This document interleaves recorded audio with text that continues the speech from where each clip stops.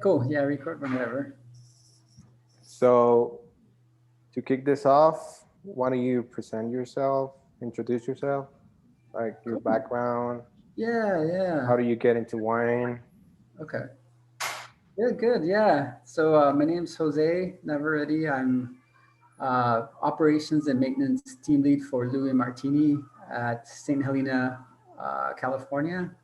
The winery belongs to Gallo as part of one of their luxury brands. As for me, I'm a mechanical engineer by education. Um, Actually, I have a master's degree in mechanical engineering. Oh, really? Um, Oh my God. yeah, yeah, and my career actually started off in NASA Ames Research Center, which is in Mountain View. So I worked there Oh, for almost 20 years, we're doing aeronautical research and things like that. So it was oh, so complete, it's a completely pretty different. dramatic change. Yeah, yeah. It's definitely not something that's relatable right off the bat, but yeah, and I love that job. It's great. I that those years that I spent there in my early career doing mechanical engineering, facilities engineering, uh, definitely were some of the best times in my career. Um, so I worked there as a mechanical engineer starting, and then I ended my career there as a as a mechanical engineering supervisor, Okay. and focusing a lot on the facilities part of management of So that you group. were like the director of different projects for. Yeah, there was different projects for the mechanical engineering group. So there was everything from helping some of the research tests that we were doing in the wind tunnel to just everything budgets for the next years for everything that we needed to upkeep in the facility and things like that. So it was a really fun job. But kids came along. Bay Area is just ridiculously expensive. The kind of Oh, life my wife and I wanted, yeah, for the kids is not what we could, afford. possibly have there. Yeah, it's really hard to kind of start off in the Bay Area, and try to live a life that you really want. Yeah, I know. It's starting like to getting a first job or me as Yeah, an intern or something. It was yeah, kind of yeah, hard. yeah, right. So yeah, no, it's Bay Area is awesome. It's great. I really miss it, but yeah, we decided to look somewhere else for settling down. Buying a house and giving the kids the life that we sort of envisioned for them. Something more like a little bit more time given to them, uh, and taking it a little bit slower. So my wife's very big on wine. Oh, Started with okay. her. We came up to Napa a lot, and little by little, I started getting really more interested in wine. My interest was more not so much in the winemaking aspect of it or the actual wine. It was more the production of the wine The that production, yeah. yeah. So every time we'd go tasting, I was always looking in the back, kind of All looking, the equipment, right? yeah, what's going on back there? How do they do this? And so little by little, I started to learn more, just teaching myself some things. I even planted my own little vineyard where we used to live down in the Bay Area. Oh, really? The Yeah, the place we were renting from, the owner didn't care what we did with this big backyard, so I planted 10 vines there. So there was like cabs and merlot and a few other random ones, and And yeah, how that went? it How was was your so much. vintage? It was Was it good? well. So I was more interested in planting the vineyard and kind of just growing the grapes just to learn a little bit about it. And then the last That's year I why. did make the wine. It came out pretty shitty. It's a very terrible wine, but it was fun learning about it and making it. And I think hopefully one day But you I'll got the learning process, right? yeah, Which is yeah. something you were looking for. So I definitely learned a lot about what it takes to make wine. It's really not that difficult to make wine. It's very, very challenging to make really good wine, though. Yeah, and it all starts with the quality of the grapes, and from then on, it's just a matter of controlling you know, how how terrible your wine can come out. So Yeah, and I think it really depends on each person or each winemaker here, yeah, right. because they have their own like aspects to take care Yeah, of while they're doing it. yeah, that's one of the interesting things that I've been finding out. But yeah, so I started looking for different work. I was really interested to see if I could get my foot into a winery type of work, and sure enough, the position came up for operations and maintenance team lead at Martini. When I interviewed for it, obviously they weren't looking for somebody that had a winery background or a winemaking background. It was more somebody that had a background of facilities management, somebody who's dealt with budgets and capital projects, and somebody who's had experience leading a small team, which I kind of checked all those boxes. They liked me, and I got the job. And little by little, yeah, I've been there for 2 years now, almost exactly 2 years now. 2 years. 2 years as the operations team lead at Martini, and it's been great. It's been great to learn.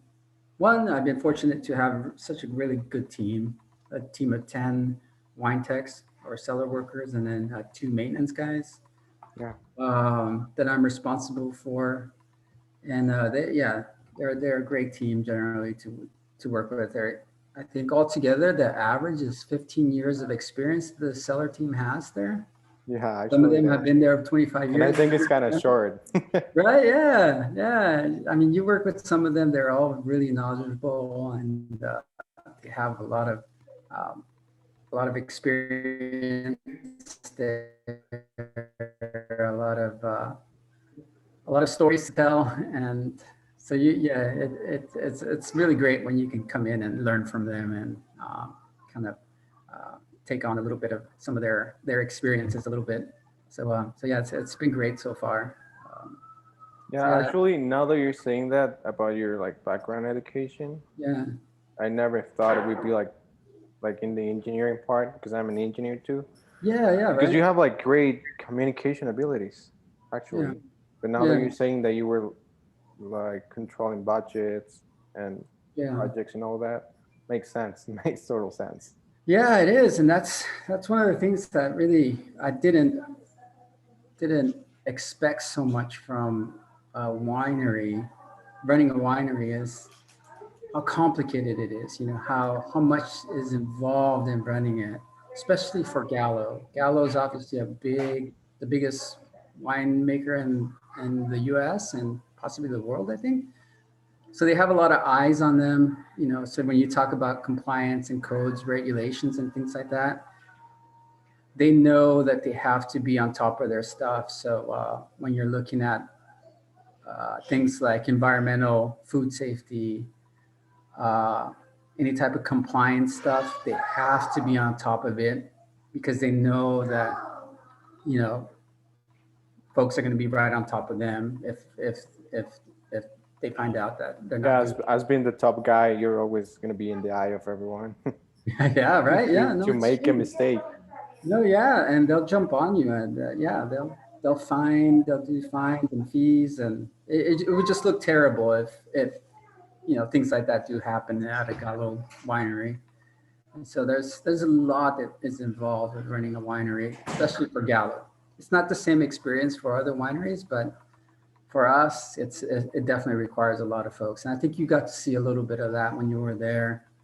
Yeah, There's a lot of totally. you know, there's obviously winemaking lab operations, but then there's also the quality folks, the food safety folks. There's the whole safety department. There's compliance. It's just a pretty big group of partners that we all work together to make everything work.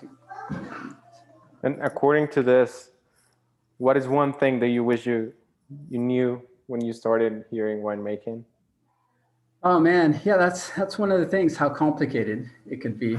Yeah, I didn't understand that. So yeah, it's I wish I understood that. I don't think it would have changed anything, but I think I never imagined that it would be this involved. I spent so much time trying to go through like time consuming, you Time think? consuming on doing things. I mean, even you saw during harvest, as much as I try to be out there, there was always meetings and Yeah, yeah, yeah. things pulling me aside. There was audits happening, and Because I think there are a lot of things that you can't control, like or case it's like the environment with everything that happened in California, oh yeah, you right? got to, yeah, that's yeah. And then there's those things, right, that happen that you don't, yeah, like you said, that you don't have control of, like, yeah, fires and electrical power shutoffs, and yeah, and all these other things that can happen in the team. So yeah, COVID, go throw that on top of a COVID. fun year. Yeah, Yeah, I know that.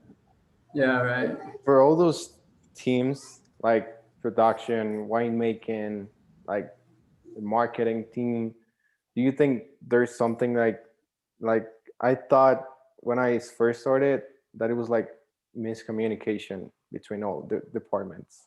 Mhm. Because sometimes you ask a production guy something about like the other people and they didn't even know, not even the name. So I think this miscommunication would cut like a lot of the process in between. Oh yeah, that's constant. That's a big battle that we always deal with. We still deal with. We have big meetings talking about, how we can improve things between each of the different partners, and there's new groups or new roles that are developed to try and help with those things. But that's one of the challenges in the winery, like Gallo, is that we're so big. We almost represent a federal government. Like I came from a federal government agency Yeah. that is very heavy on different, groups and processes and things like that. I wasn't expecting to see that similar experience of working at a winery, but yeah, here it is. Like you said, you saw it. So much inefficiencies that happen between the different groups. Miscommunication is one of the big things that we constantly try to work on. Um, trying to align our objectives and our goals. That's a difficult thing to do when there's so many different groups with their own. Like in the same space. Yeah, Like they don't even have like like separated space, so they don't know how to like act when a person from other department is there. They think like they're gonna take their secrets or something. I don't know. It I works know. like they're not working from the same company. Almost like Yeah, feels they like have that. different. Yeah, they have different management that's under them. They have different goals, and sometimes we don't know those things. So yeah, yeah, it's a very interesting company to work for. It makes it more challenging. Actually, one day I was talking with Julie and I talked with her about this, and it was like, Julie, why don't you focus more about like the process, like the winemaking process, like Yeah, improving it instead of you're only based about how the wine tastes and how mhm, like the grapes quality and all that. But why don't you like improve the process? yeah, And she was like, oh, you should go to like Modesto and all those like big wineries where they only care about like the numbers yeah, because they actually there have been a lot of innovation in like chemistry and like mhm. vineyards and all that, but in operations, like the operations management, I don't see like any improve throughout like probably like the last 50 years. Yeah. Oh, it's true. Yeah, even I mean Like Gallo waste of does. resources, that's the Yeah, main thing I could see from like yeah. operations management. I mean Gallo does invest a lot in different research, and things like that. Unfortunately, a lot of that research gets written up in fancy papers and results. They just get buried somewhere. So there's people that come in, like, yeah, folks like you and the other interns that do a lot of research, and then they ended up another student ends up repeating it again in a few years because nobody remembers what they did in the past. So things like that get lost. And but yeah, I could see there's there's a lot of new developments and a lot of new tools and processes that we can implement. It's not as easy to just implement those, you know. It definitely usually it takes resources, usually takes a budget and costs, and so that requires approvals. But yeah, no, I think yeah, you make a very just observation about how we operate. Actually, according to this, do you think like leadership or would unify these departments? Because as we talked, I think they're working like for different companies here. So Yeah. they have like different goals, but when you get all together, they're supposed to be the same goal, which is obviously not Yeah. happening, which makes everything Yeah. like dumber. Yeah, it's true.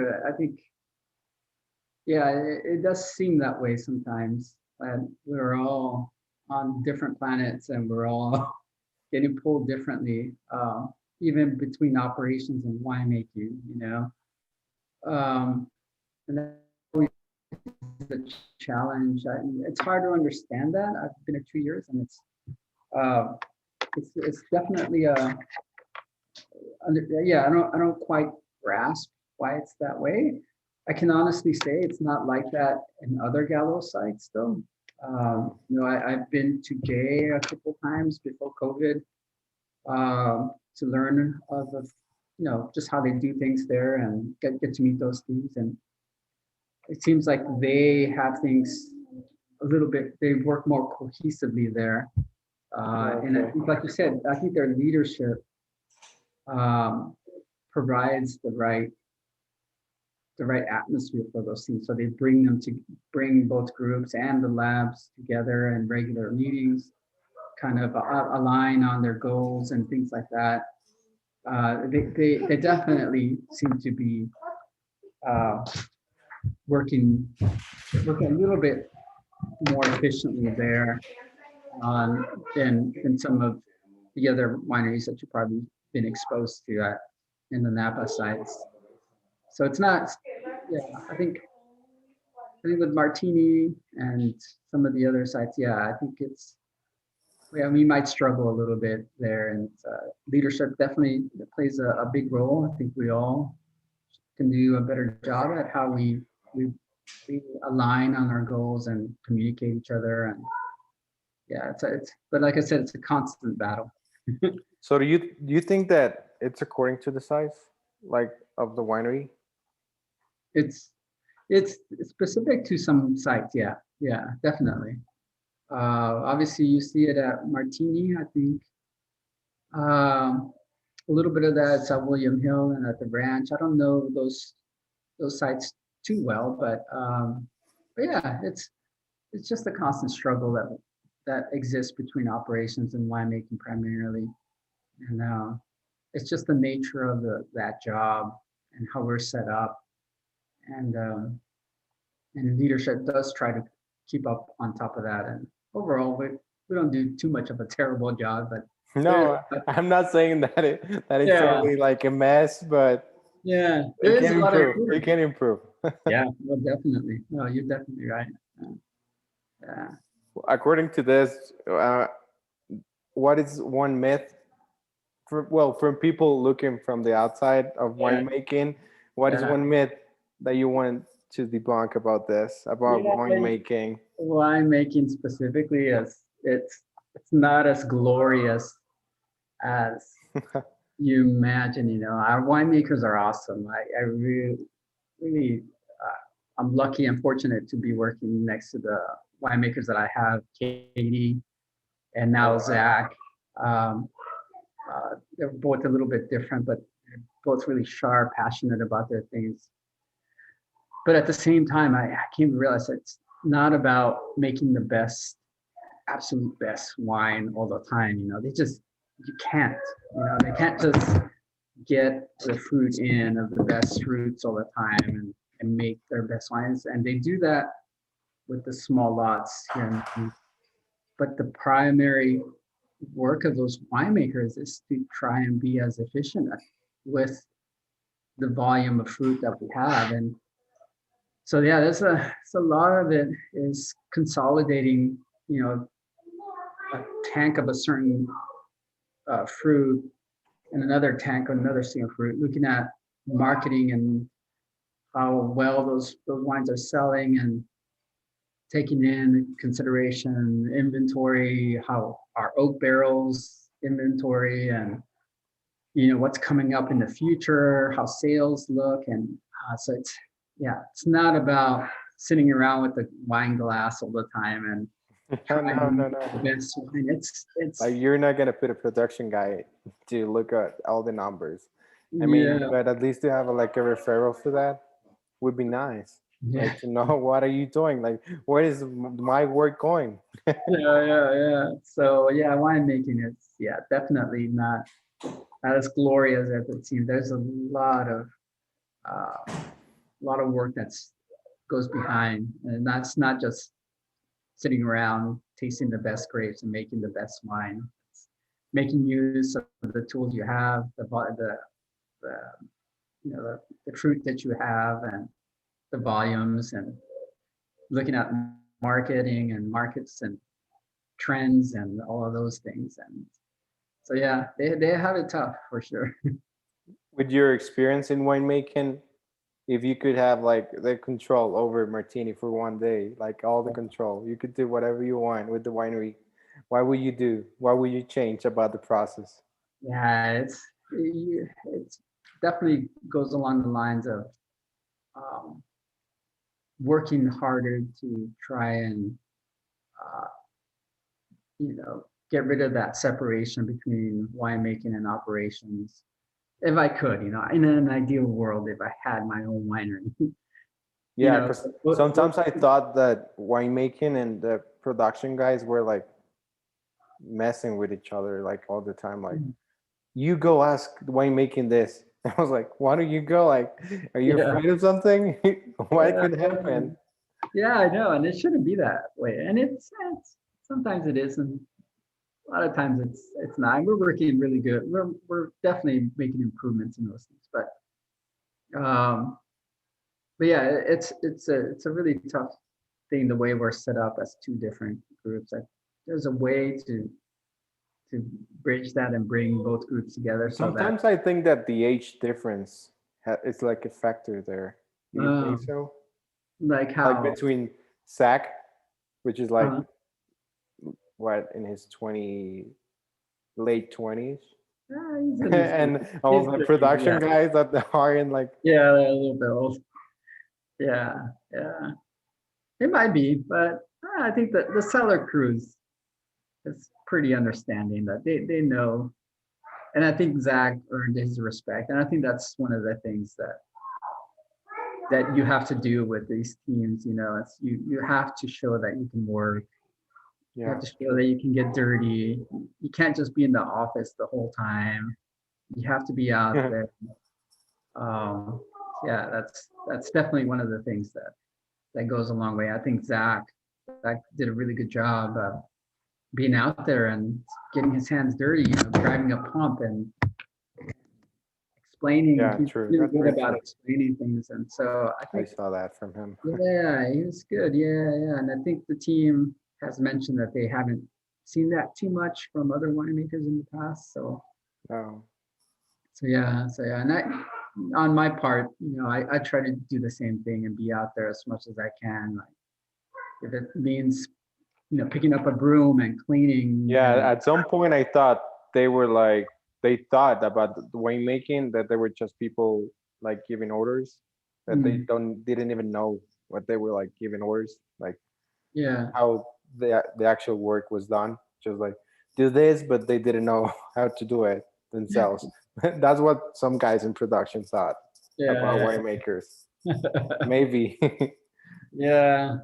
At the same time, too, the cellar guys have been there for a long time, and they can, they can, they can be, they can complain a lot, and understandably, sometimes they come from a good place, but sometimes they just like to complain just to complain.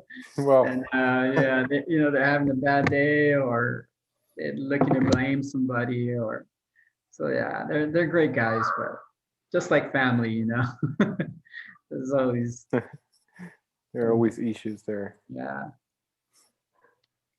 When you got to winemaking, did you see some like new ability, or Hmm. or did you manage to get some new abilities that you didn't get when you were Yeah. in your other I job? think, yeah, my wife and I always talk about this is I think I'm not getting to do a lot of the facilities uh, management or engineering type of stuff that I've been wanting to do.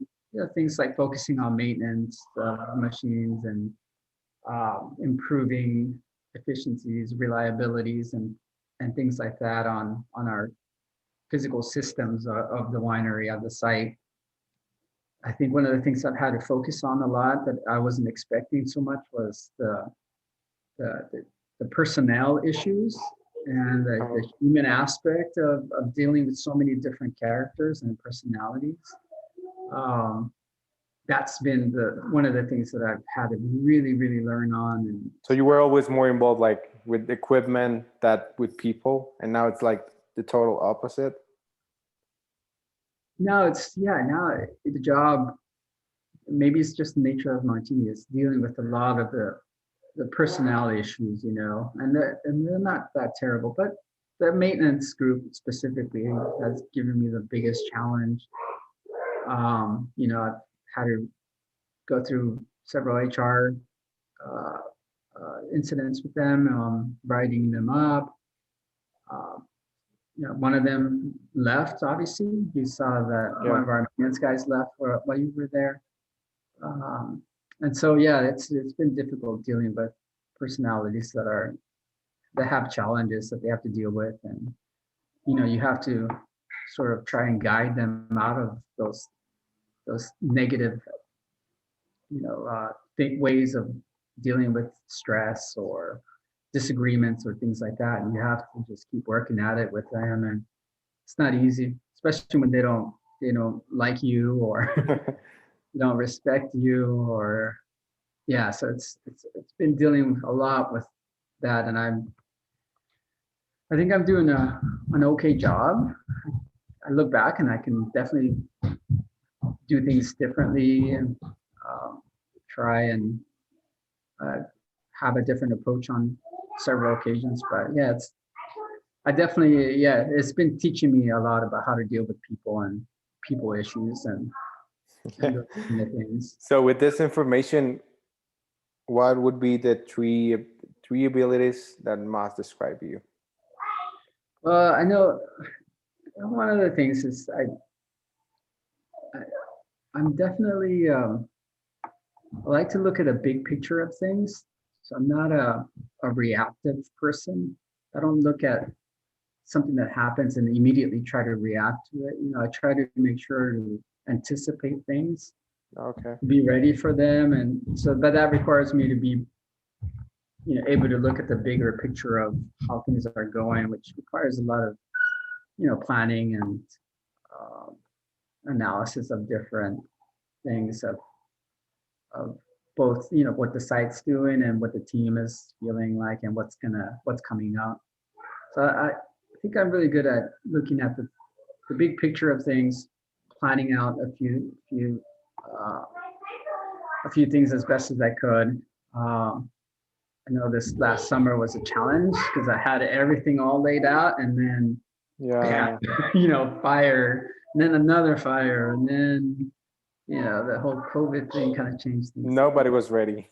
Yeah, Right? wow, it's so challenging, and so yeah, it was hard, but yeah, I think I like that. The other thing I try to focus on communication. So I think I'm really good at listening, folks. I Hmm. sometimes to a fault. I listen too much, and I have to learn a little bit to kind of you know Balance it that. off a little bit and balance that out with everything else. But I really like to just listen to my team and listen to how they're doing, what they have to say, any advice, recommendations, just listening to their daily life, what's going on at home, and things like that. I really like to get to know my team what they're about, and I think I've been able to establish really good relationships with them like that. So So you're a yeah, pretty good fit there in Martini. They really yeah, need that type of yeah, abilities from you. yeah. It's hard. The teams that that site has gone through team leads every 2 years. They've had like 9 team leads, I think. 19. Yeah, nine. Yeah, nine. Oh, Like, but nine. every 2 years, a new Every two team lead years. they leave. So for whatever reason, and I can see why, it's a challenging job, and um, so they just leave, and so the teams left again, starting over. You know, they they devote a lot of time and effort and trust into a team lead and So you their think that's a point? That's why they haven't evolved or yeah. Oh, no that's a big longer. one. That's a good yeah. Oh, That's a good thing you bring up. It's yeah, the team leads there have left, so nothing has been able to be established there. And once 2 years, I'm barely getting started on starting to change things and improve things. But I haven't really done much the last 2 years except getting to know how things work and starting to make small little changes and improvements. But I could see a lot more improvements happening and my ability to change things happening the next few years in that role. So that's been a big thing that you point out. like it's a small period of time to get like any project on, right? Yeah, Of yeah, that yeah. magnitude. Exactly. Yeah, yeah. And then so three abilities. So yeah, seeing the big picture, being able to listen, um, and then trying to communicate. Really focus on communicating. And when I mean communicating, I mean using the right words Being assertive, right? when we speak. Yeah, yeah. And having to be assertive when you have to, but really being conscious of the words that you use. When you're in leadership, can't you can't just say certain things or use the wrong words. I think that can set you up for failure real fast. And I noticed that in other leaders in our company that are probably not thinking about what they're saying, the way they're saying it, the words that they're using that comes out in a way that some of the team might absorb differently. And so Yeah. you have to be really conscious about what the words that you're going to be using and who you're saying it to, what your audience is, uh, and being consistent about that message. Like they're still taking the role like from a boss instead of a leader, right? Like being Yeah, mean, yeah, yeah. creating like You don't want to be, yeah, you don't want to be somebody just giving direction. At least that's not the type of person I am. I'm not there just to tell them what needs to be done. I'm there to support and help them get their job done. They know what to do better than I do. Um, so I'm there just to make sure I address any of the issues that they have, help them support what questions and needs that they need from us. In many ways, shielding them from a lot of the things that are above. They don't need to hear any drama that I have with other folks or anything like that. I gotta be honest and truthful with them. If I know certain things about what's going on and I think they should know, they should know. Um, and yeah, so I think those are the kind of things that I like to think I'm doing right. There's a lot of other things I should be doing better, but no, I really feel like you're the right person for the job. Maybe in this part, like this junk part, as you're saying it, this two yeah, years, it was more about like getting to know the people and then to really doing the things that you know to do. yeah, yeah, exactly, right. Yeah, and I think little by little, I hope. Like really showing what you're able to do. I mean, Yeah, yeah. Yeah, I think I've gained their trust. Um, for the most part, they respect me to a certain point. but I think yeah, I can tell that at least by the most part, they do. If I need something from them, they gladly go out and do it, you know, and that feels good that I have a team like that.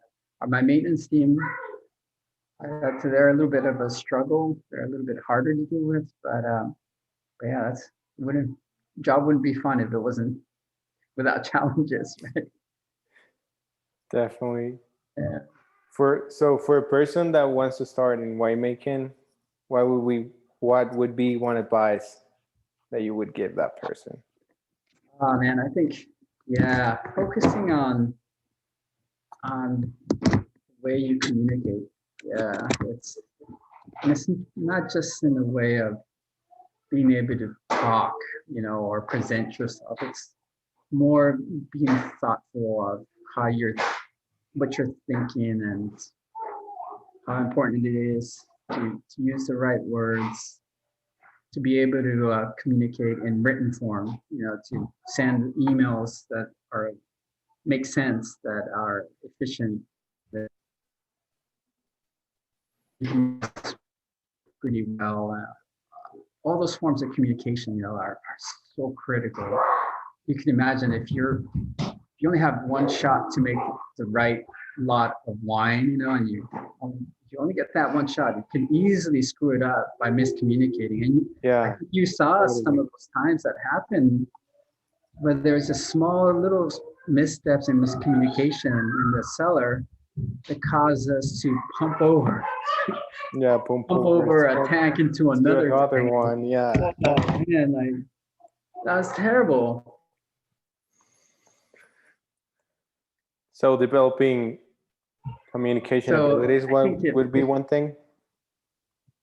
yeah, and I mean, I've read other articles, things like that. One of the things that I don't remember what it was, an article or an interview of somebody that I read, but he said one of the most important abilities you can have in any career is the ability to tell a story. And I thought, well, what do you mean by that? Well, what they mean by that is it's definitely something to the effect of communication. You're really conscious about what you're thinking about your time, and you're putting really a lot of thought and effort into who you're telling it to. And if you could tell a story well, I think that takes you a long way. It's so critical in any workplace, you know, or career. You can in a winery, you know, either winemaking or operating.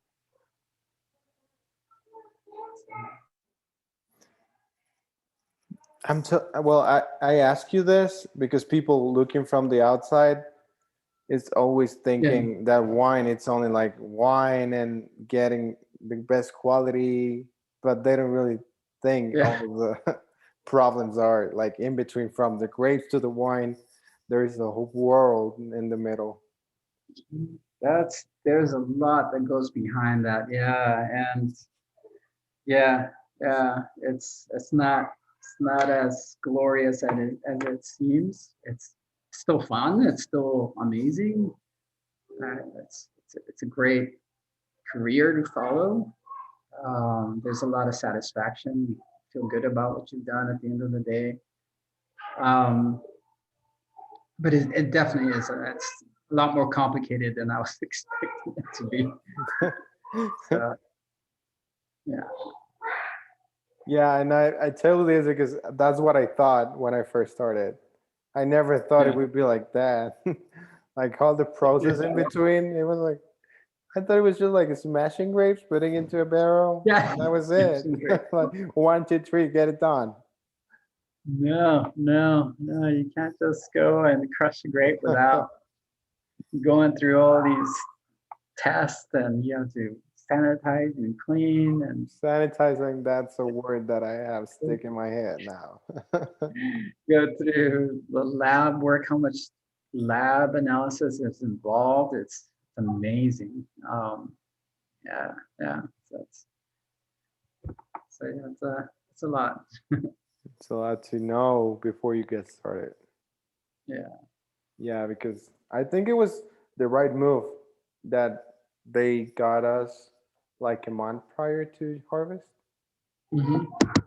so we could know everything about like the Yeah. winery, how it works. Oh, yeah. It's yeah. It's too bad that your experience was definitely affected by not just the fires. That was the big one, right? When it burns That was down like a half big of your factor, site. Yeah. but not all. But no, dealing with the pandemic and all the other stuff. But yeah, no, I'm glad you were able to help us out a lot during, and I'm glad you stayed along through December. That was a big help. But uh, but yeah, It was great to help. it would be nice to have had you there sooner, and it would have been nice not to have to deal with fires. That way we can definitely With look at, using respirators. yeah, respirators. Yeah, remember that? Hey, Rodrigo, on your first day, bring your Yeah. respirator. And I was like, oh my God, using a mask is so bad. This can't get worse. And guess what? It I got worse. I don't know what else could have happened, man. The fire was all over us. It's Yeah. smoke we could barely see. We could barely breathe, and we were still working. And yeah, that was crazy, man. Yeah. Hopefully, I don't have to deal with that again. Hopefully, you never have to deal with Yeah. Oh my God. it. No. Yeah, but that's great, man. But yeah, you did really really good. I'm obviously you stuck around longer because you definitely stood out, and yeah. I wish you were still around, but we'll Well, see. Maybe there's a lot of time. yeah, I think I'll be back. Maybe yeah, when I yeah, end up with school and all that. yeah. Gallows is definitely a great company to work for. I think with all its challenges, um, it's still a really good company. You can grow within it. It's different roles you can take, and yeah, yeah, I mean, I'm recording this, but if you want to say something about Gallo, you can say it. I'm not gonna. yeah. I'm gonna snitch on it. Yeah, that's great. Yeah, you should talk to Katie and Julie. Yeah, I Dealing, want to do that next. they're Talk to them. moving. They're moving to William Hill, and Yeah, I know. They told me they're moving. dealing with a lot of challenges there. So yeah, unfortunately, I really wish they would have moved Paul to Martini. It just seems like it would have been an obvious fit for us. Katie worked with us. She knows our team. She knows She the already site. knows everything, right? How it moves, how it Yeah, works. yeah. Her and Zach worked good together. Yeah, I don't know, but instead they moved them to another site. And yeah, so I think Gallo has a plan for Martini. Um, Okay. that even my ops manager doesn't know what it is, but that's preventing Palmeyer from coming to Martini. So Oh, so that means big change, right? big changes, yeah, yeah. It could be big changes as in expanding Martini and making it bigger, and you know, adding more infrastructure there, or the opposite. So Going down. we'll see what happens. Yeah, but we have a nice fancy tasting room though. Well, Yeah, that's a good point there that you yeah. have. Well, I think that's all. I don't want to take more of your time. Yeah, I got dinner to finish up here for the kids and Oh my God. So family. I don't want to